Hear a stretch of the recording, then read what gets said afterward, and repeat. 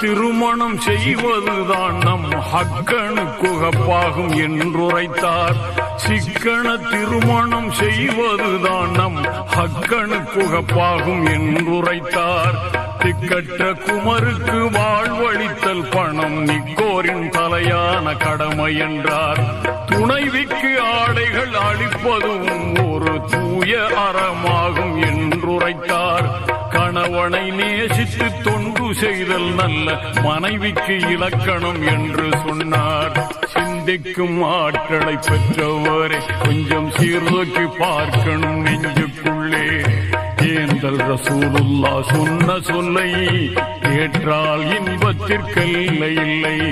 சிந்திக்கும் ஆற்றலை பெற்றவரை கொஞ்சம் சீர்தூக்கி பார்க்கணும் நெஞ்சுக்குள்ளே.